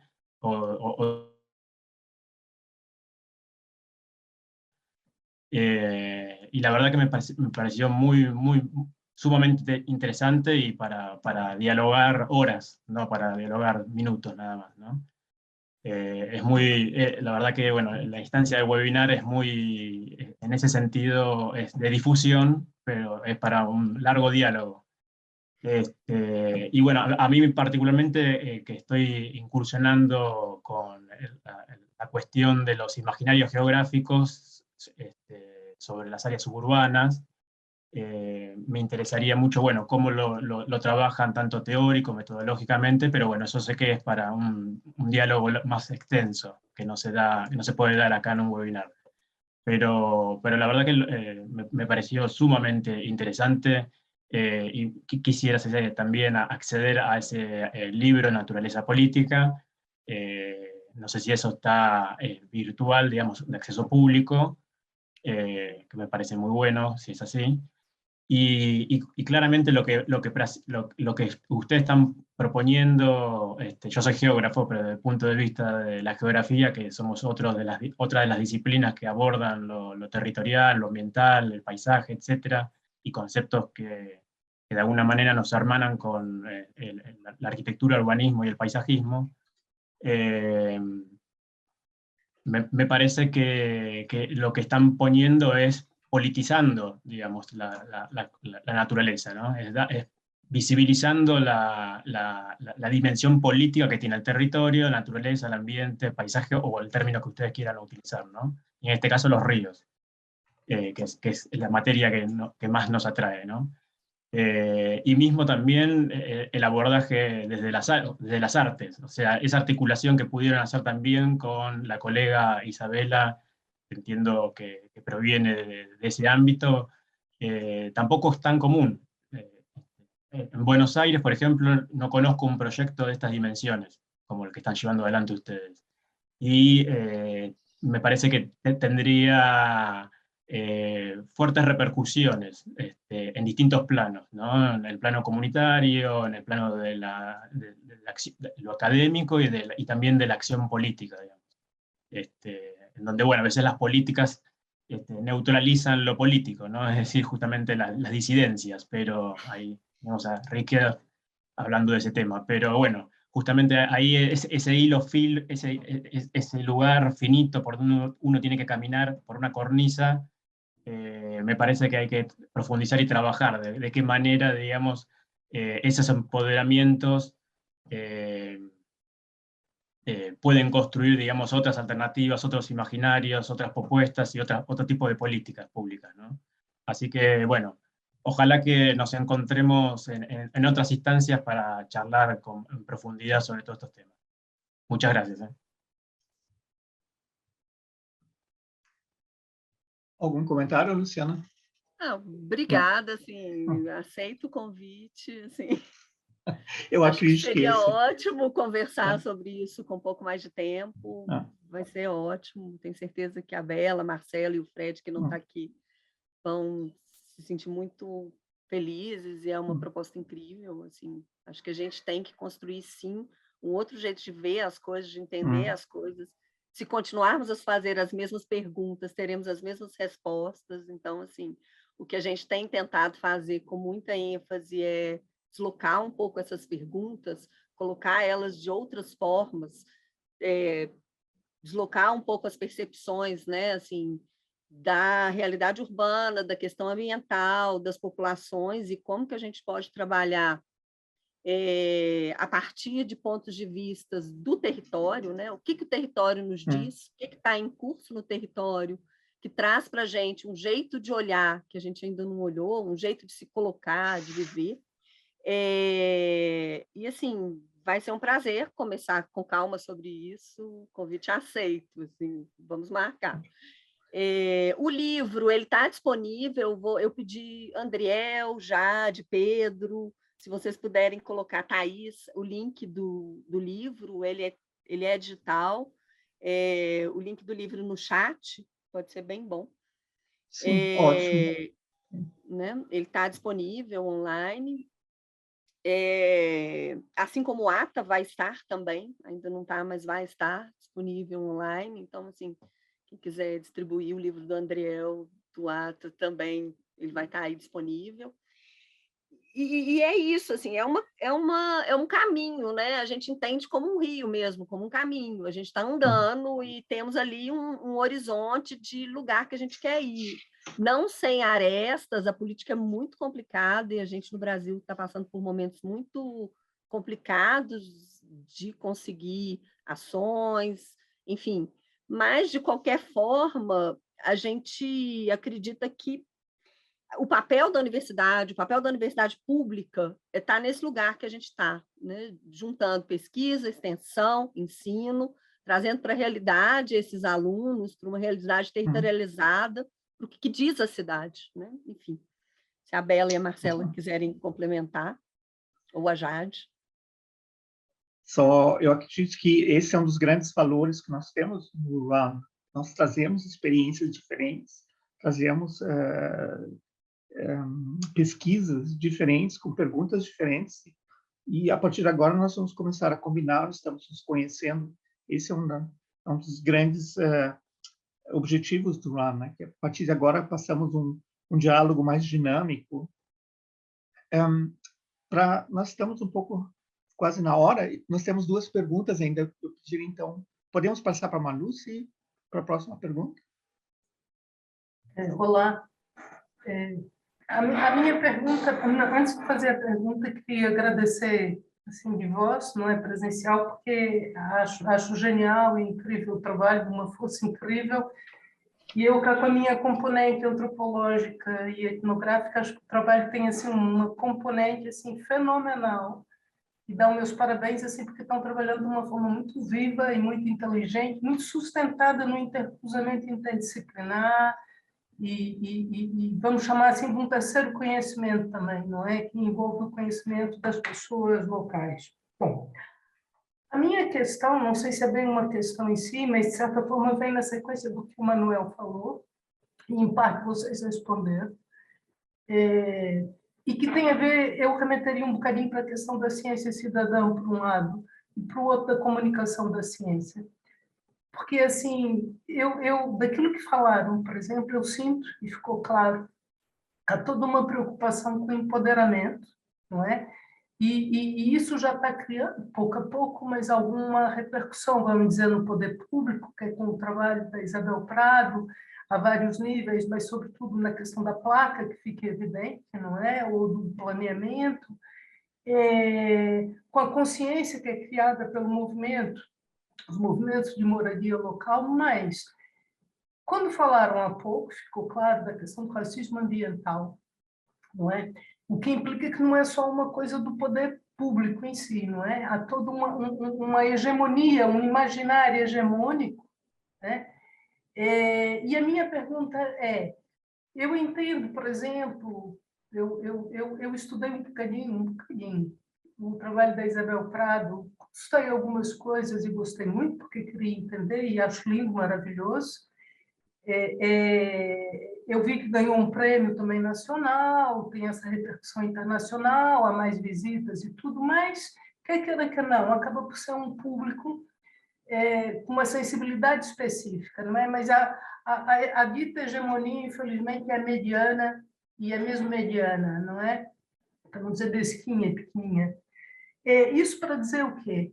Nesse trabalho da comunicação da ciência, né, eu sinto um poder grande, sobretudo em situações como da América Latina, que é fundamental o empoderamento, né, das populações locais, mas, de certa forma, tem interesse em mudar também essas mentalidades, ou seja, há algum projeto mais além, ou vocês conseguem ter alguma medição do impacto disso, né? Da vossa ação numa certa mudança de mentalidade. Fora, eu vejo que já há alguma, com uma disciplina na universidade para mudar a mentalidade dos futuros planeadores. Acho genial vocês criarem disciplinas, não é? É uma coisa genial, não é? Pelo menos aqui eu acho tão complicado mudar disciplinas. As disciplinas são umas coisas muito fechadas, grades fechadas, quase que sempre a mesma coisa. E é fundamental introduzir isso, mas na população em geral, vocês conseguem ter alguma leitura disso? Porque a comunicação da ciência passa por aí também, ou seja, temos que trabalhar a relação não é endógeno, mas também o exógeno, as representações exógenas. Era mais para saber se vocês pressentem um bocadinho isso.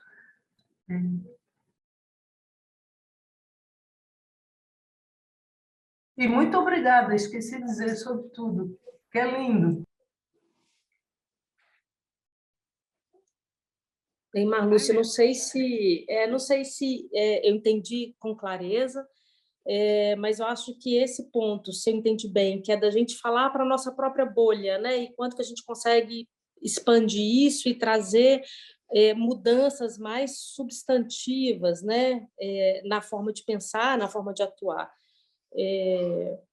O que eu entendo, assim, quando eu penso, o que eu acho bonito no projeto, né, nos projetos que a Luciana e a Marcela conduzem, é exatamente entender a cidade como um laboratório.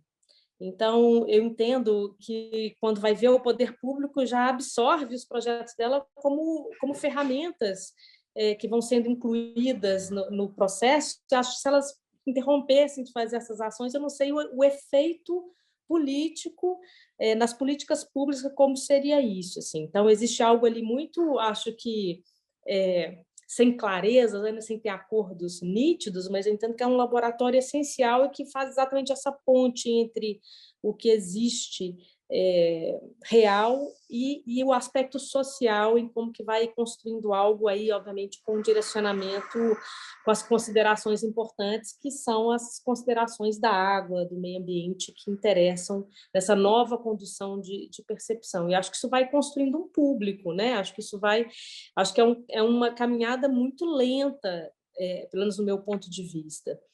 E se eu penso, e aí, na verdade, acho que Luciana e Marcela estão aí para falar com muito mais propriedade sobre isso. Assim, acho que é um pouco, mais uma vez, a minha percepção como artista. E o que conduziu chegar no Sobre o Rio, que é o trabalho final da Entre Rios e Ruas, né, o mais recente, que é das placas, ele é exatamente forjar, onde ele é muito compreendido dentro do universo da arte contemporânea como uma intervenção urbana, uma instalação. Mas um público comum, ele acha que é uma sinalização feita pela prefeitura, e ele entende aquilo como verdade, que é verdade, né? Mas eu poderia estar só fazendo brincadeiras. Ele é uma sinalização que replica a realidade, de fato, é aquele córrego, foi feita uma pesquisa, né, com esses mapas. Então, o que a placa sinaliza, ela é uma verdade, e ela tem uma estética que forja ela dialoga com a sinalização da cidade. Então, para muitas pessoas, ela não é uma preocupação minha eles terem a compreensão de que aquilo é uma obra de arte. As pessoas compreendem aquilo como uma sinalização. O meu trabalho como arte ele é exatamente essa reincorporação do corpo d'água na cidade. Para o público, que é o público das artes, eles entendem isso como uma obra, como uma intervenção urbana. Eu vou trazer a discussão da arte como esse vetor que vai mexer tanto em políticas públicas, quanto nessa percepção social, quanto a partir, sei lá, do patrimônio material ou do planejamento urbano, mas a partir de um movimento que ele nasce nas artes e não nenhuma outra dessas instâncias, né? Então, ele na verdade, ele tem esse lugar muito endógeno e erudito de pensar a arte contemporânea dessa forma, né? Pensar conceito de escultura, de instalação, de intervenção urbana, mas ele necessariamente ele é forjado para ser reinserido no indivíduo comum, de qualquer natureza, de qualquer classe social, a ler aquela sinalização e reincorporar esse córrego na paisagem, de certa forma, né? E algumas placas, em breve a gente vai ter também acesso à publicação, ainda esse ano, você vai ver que tem a sinalização de rua nas partes com uma urbanização já mais precária, onde a rua você mal lê, porque a placa não foi atualizada, e o córrego você lê. Então, muitas vezes, o córrego ele começa a ser, inclusive, formas de se posicionar e de se relacionar com a cidade, principalmente pensando que tem a sinalização da bacia do Arrudas inserida na placa. Então, as pessoas começam a ter uma noção até de direção e em que sentido aquela água corre. Então, você começa a ter outras percepções da cidade que vão trazer esses aspectos da geografia, da ideia de vale, vários aspectos que acabam sendo incorporados. Muitas vezes as ciclovias elas vão estar associadas aos córregos, né? Nossa cidade que é montanhosa. Então, ela traz outros elementos. Então, acaba que ela tem... eu entendo que ela tem dois entendimentos e eles foram feitos propositalmente, assim, como proposta minha, onde ele, para muitas pessoas, ele não é entendido como trabalho de arte. Talvez eu demore aí 10 anos com essas placas presentes para ele realmente ser entendido como obra de arte. A gente vai ter a discussão muito elaborada e profunda dentro do universo da arte. Então, é quase como se tivesse dois momentos aí de coexistência do trabalho, assim. Eu acho que eu complementaria dizendo que, no caso do Vale das Ocupações, é um processo de altos e baixos, não é linear. Né? Então, essa ou conscientização, como foi dito aqui, ou efeitos positivos de incorporação, ele é cíclico.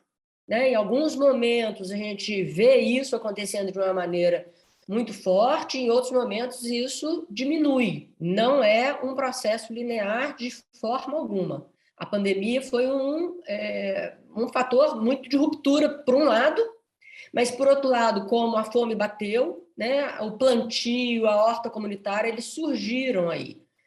No caso do Vale das Ocupações, a Alexandra, eu escrevi até aqui no chat, Alexandra, que é uma moradora que esteve conosco esse tempo todo, ela começou um processo muito interessante, né, e que a gente estava ali do apoio. A Lu passou, inclusive, um link para ela se cadastrar no curso de agroecologia, ajudou ela a ser matriculada nesse curso, mas esses efeitos, né, eles não são lineares, acumulativos, e nós estamos próximo da grande, quem dera, né, do grande momento maravilhoso. Mas a gente percebe avanços, né? A gente percebe avanços. Isso, por exemplo, o coordenador da ocupação parar de falar asfalto quando ele vai falar de pavimentação. A limpeza no comecinho da pandemia, a limpeza das áreas das nascentes é feita pelo próprio movimento. A natureza política não estava indo ao território e o próprio movimento, junto com os moradores, foram limpar o território nessa perspectiva da higienização da pandemia. Então, a gente vai colhendo aí elementos. No caso do Vale das Ocupações, ele é um movimento muito organizado. E isso também não é um fator qualquer. Sozinhos não conseguiríamos metade do que a gente faz lá. A presença de um movimento muito organizado como a LB, que tem, inclusive, uma equipe de comunicação que produz cinema periférico, e nesse cinema, esses discursos e esses imaginários estão ali, faz uma diferença danada. Né? E aí, só contando, o MLB ele não só organiza, é o coordenador do Vale das ocupações que estão localizadas no Vale, lá no Barreiro, como também ele é coordenador de uma ocupação no outro extremo da cidade, que é na Isidora, a ocupação Esperança, e que também ali o discurso do parque ampliado, da rua compartilhada, ela está sendo incorporada numa negociação, dessa vez com o BNDES, com o Banco Mundial, porque o poder público municipal entrou com as perspectivas de um urbanismo sustentável, né? Então, a gente vai também surfando em umas ondas, mas tem horas que a coisa não é maravilha o tempo todo, não. A gente tem momentos de impasse, né? A participação das pessoas, em algum momento, ela é muito forte, mas depois diminui, isso é cíclico. Deixa eu só fazer uma pergunta aqui rápida, o Carlos, assim, tentando só ser um pouquinho mais clara. Por exemplo, esse cinema, não é, que é da periferia, aquilo que eles fazem passa fora da comunidade? Sim, eles participam de festivais nacionais e internacionais. Nesse momento está tendo uma mostra chamada Lona, mas nesse momento o cinema periférico do MLB está no festival em Recife. Já participou do Festival Internacional de Brasília. Pronto. São cinemas que passam... Mas, por exemplo, na televisão? Na televisão passou no Canal Brasil. Eu própria já assisti, porque o Canal Brasil apoia esse tipo de festival, né? E o cinema, esse tipo de cinema, ele acaba acontecendo no Canal Brasil. O Canal Brasil é um canal da TV Pública brasileira, paga, né? Da TV paga. Eu não sei se ele... É público, né? Ele é público. É público. Não, Canal ele Brasil é o Canal Brasil, ele não é o outro, Rede Brasil. Ah, não é a rede? Não, no canal. Não é a Rede Brasil, é o Canal Brasil. O Canal Brasil, eu acho que é fechado, mas, de qualquer maneira, esse cinema aparece lá em alguns momentos. Né? Eu próprio já assisti o filme da turma do MLB no Canal Brasil. Mas ele participa do Festival de Curitiba, de Brasília, nesse momento Recife, e nesse momento mostra Lona na internet.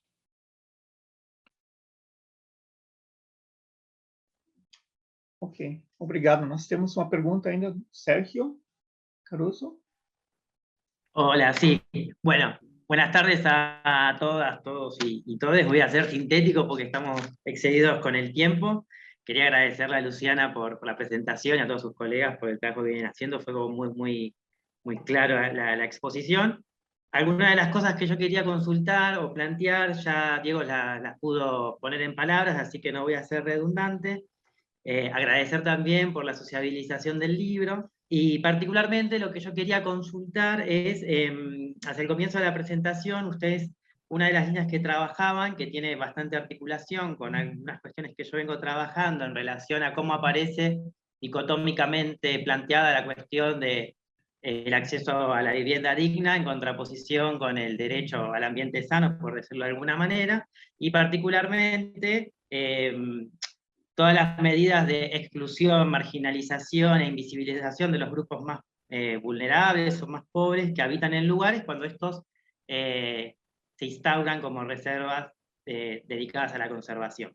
Y en ese sentido, yo lo que le quería consultar es, ustedes vienen, por lo que nos comentaron, nos contaron en esta exposición, vienen haciendo bastante trabajo con las comunidades para empoderarlos, para generar algo en vinculación a la educación ambiental, a la conciencia ambiental. A mí lo que me interesaba pensar, en función de lo que ustedes planteaban, esta cuestión de no pensar las políticas públicas en términos excluyentes, yendo hacia aquellos que tienen capacidades, aquellos que son autoridades de aplicación, o capacidad de gestionar el territorio en términos políticos, si han podido hacer algún tipo de articulación, o si han podido permear este tipo de miradas y de prácticas y de visiones que ustedes están teniendo, porque cuando lo pienso en el caso que yo vengo investigando, que es en la cuenca Matanza de Riachuelo, que tiene similitudes a lo que ustedes comentaron, porque es muy poblada, muy urbanizada, muy intervenida y muy contaminada, hay una resistencia bastante marcada y persistente en no tener una mirada más tradicional que se viene desarrollando en las políticas de conservación. No pensar en instancias de abordaje territorial o socioterritorial, no hay intención de trabajar con las comunidades, con los vecinos. Entonces les quería preguntar sobre esa cuestión, desde la política pública, o aquellos que tienen competencia, cómo se han podido permear, se han podido articular, cómo se ha podido avançar nesse sentido. Bom, Marcela, você quer responder? Eu acho que talvez uma questão que a Marcela colocou da possibilidade, a construção do caderno do Parque das Ocupações foi um dos elementos, por exemplo, que conseguiu fazer com que essa população, articulada por um movimento social, eu acho que eu vou ressaltar o que a Marcela ressaltou, que eu acho que isso é primordial, eles são extremamente articulados, politicamente articulados, como movimento social por luta à moradia. A questão ambiental, ela trouxe mais possibilidades para o movimento, então ela foi um ganho conceitual nos embates, nas conversas com as políticas públicas. Então, assim, construir esse match, vamos dizer, em rede social, esse encontro feliz, de dizer assim, olha, vocês podem ficar aí brigando com as políticas ambientais, mas ao incorporá-las, o discurso de vocês ganha possibilidade de profundidade, de ser acolhido pela política pública. Então, assim, eu acho que a primeira questão que para a gente foi essencial foi trocar isso, né? As pessoas não são poluidoras ou devastadoras do meio ambiente. O que a gente quer construir é um discurso que elas retornam com uma possibilidade para esse lugar, para esse território, positiva, de conservação. Então, trocando esse discurso, o que a gente consegue em termos de política pública? É claro que, como a Marcela colocou, não é uma coisa linear e a gente não tem toda essa ascendência na política pública, mas estar, primeiro, com um documento técnico do Caderno do Parque das Ocupações fez muita diferença. O Caderno do Parque das Ocupações está no site do Natureza Política também, se vocês quiserem baixar, ele está lá disponível também. O primeiro, né? A gente já fez mais 2, mas assim, é um instrumento que legitimizava ou que deixava claro esse discurso de compromisso mútuo. E isso foi muito importante, porque, por exemplo, a Urbel, que é a instância pública que trabalha com moradia, ela começou a incorporar as questões que a gente colocava no caderno, que a gente colocava a partir do que as pessoas faziam no território. Então, assim, esse instrumento de tornar público essas questões, eu acho que foi um ponto que a gente conseguiu conversar com a política pública, conversar com o poder público. A Copasa também, que é a Companhia de Saneamento, foi um aliado sempre muito presente. Outra questão também que ficou um pouco sem falar, mas a gente conseguiu o apoio de uma empresa, que ali é um lugar, é uma região industrial. Então, tem uma empresa que se localiza ali nas imediações que apoiou muito a ideia nossa e que vem destinando verbas anualmente para esse projeto. Então, assim, conseguir conquistar essa parceria também não só com o poder público, mas com essa empresa vizinha, é um outro ponto que eu acho que reforçou o que a gente vem fazendo. Agora, como a Marcela colocou, não é linear e não é fácil, assim. É um vai e volta. Falar da maquete, né, Lu, dos próximos passos. Assim, essa maquete enorme que apareceu aí na apresentação da Lu, ela vai ser, sábado agora, né, vai ser levada para a ocupação Paulo Freire, que é uma ocupação que faz parte do Vale, ela vai ficar lá e nós vamos voltar à discussão das casas que foram construídas em APPs, ou seja, área de preservação ambiental. isso vai permitir que a gente discuta ali qual que é a solução desse conflito. Nós não estamos levando a solução. A nossa intenção é construir essa solução junto com os moradores. Nós estamos levando as questões técnicas, as questões legais, e nós vamos construir juntos possibilidades. Então, essas pessoas vão ter que sair dali, possivelmente é uma tendência, mas vem junto a uma outra pergunta, para onde que elas vão, né? Não é simplesmente um despejo. Por outro lado, a gente não quer mapear só os problemas. Então, naquela imagem que também aparece, a Poliana, lá na nossa salinha, na Escola de Arquitetura, ela já nos contou de um morador que está muito próximo da área de APP, que está muito próximo da nascente, mas que ele, por exemplo, começou um movimento de coleta de resíduos, né, recicláveis, né, plástico, lata, vidro, com as crianças, que as crianças estão levando para ele, que hoje em dia a ocupação Paulo Freire está muito limpinha. Frases da Poliana. Então, não é simplesmente tirar esses... Eu posso aproveitar, então, esse intervalo para chamar a atenção que nós temos uma nova oportunidade no RUN de fazer contatos bilaterais. Nós temos o programa de missões, todos podem participar. Seria interessante usarmos esses mecanismos, né?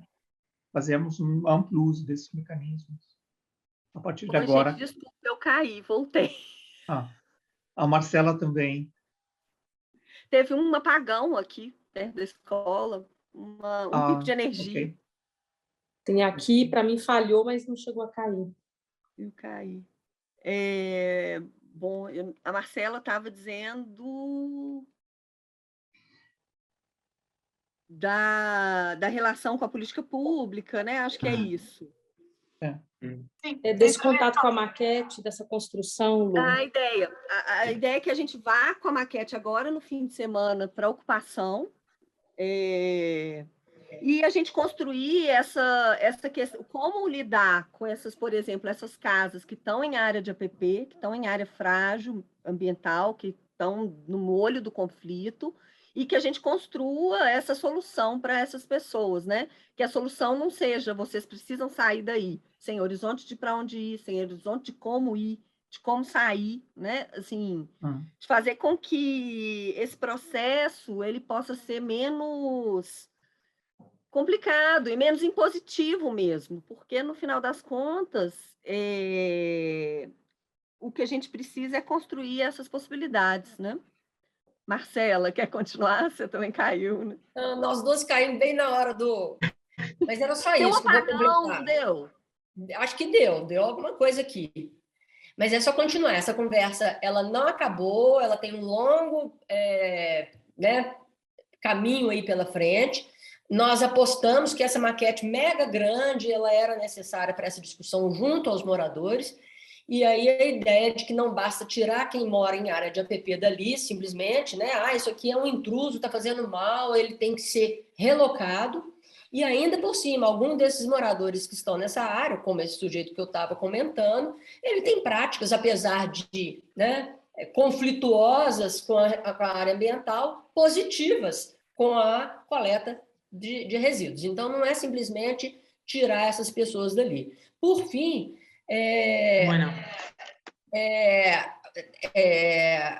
aconteceu recentemente na ocupação Nelson Mandela, apareceu, nós estamos em época de eleição, apareceu um vereador querendo simplesmente asfaltar. Uma moradora disse, não vai asfaltar aqui, nós temos que conversar outras coisas. Nós não temos nem água, luz, não vai asfaltar. Então, assim, nem sempre, por isso que fica difícil saber, isso é responsabilidade. Natureza política ajudou a conscientização? Não sei. Pode ser que o que a gente enxerga é essa moradora como uma grande multiplicadora desse nosso discurso no território. Ela barrou, né, o tal político, candidato a não sei o quê, e falou, nós não queremos asfalto. Nós não queremos asfalto porque nós temos outras vulnerabilidades. Então, nós não temos esgoto, a gente vai ter asfalto. E aí a gente vê a possibilidade de incorporar no discurso dela, nós não queremos asfalto mesmo depois que a gente tiver esgoto e água, porque asfalto aqui vai ser um problema de permeabilização do solo absurdo. A ocupação Nelson Mandela é muito inclinada, né? Mas é isso, o caminho é longo. Bien. Bueno, muchas gracias por la aclaración y por la respuesta a mi pregunta, y vamos a ir avanzando en las lecturas con el libro que nos compartieron. Muchas gracias. Ok, nós já estamos um pouquinho adiantados na hora. Alguma pergunta, alguma questão? Se não... Há muitos comentários no chat, Luciana. Eu pedi, e Marcela, eu pedi para a Nagayama para salvar para nós. Depois nós compartilhamos com todos, que há muitos comentários lá. Eu acredito que isso é importante verificar mais tarde. Então, eu só queria dizer novamente que essa é uma das grandes vantagens que nós temos no RUN. Cada um dos nossos parceiros tem experiências diferentes, traz conhecimentos diferentes. E eu vejo aqui uma das grandes oportunidades nossas de combinarmos que cada um sabe, o pouco que cada um sabe, ou muito que cada um sabe, e transformar realmente em informações que nós possamos passar para as futuras gerações, não? Por isso, me interessava bastante saber mais a respeito, por exemplo, das aulas de água como conteúdo de educação, né? Para nós seria interessante avançarmos nisso. Mas nós vamos conversando nos próximos meses. Estou bastante contente de podermos organizar em outubro a primeira reunião física do RUN aqui em Lisboa. E é isso. Então, muito obrigado à equipe da Luciana, da Marcela, da Isabela, pela apresentação e pelo trabalho. Muitos parabéns. E eu agradeço a todos que participaram ativamente dos nossos webinars. E o próximo webinar, nós temos uma pequena pausa, agora em agosto, mas voltamos em setembro, no dia 12 de setembro, com a equipe de Assunção, do Paraguai. Espero nos vemos até lá. Nós temos agora um período de férias aqui, nosso. Então, eu agradeço a todos. Muito obrigado, Luciana, Isabela, Marcela e Jade, e a todos os participantes. Nos vemos, então, logo. Adeus, então.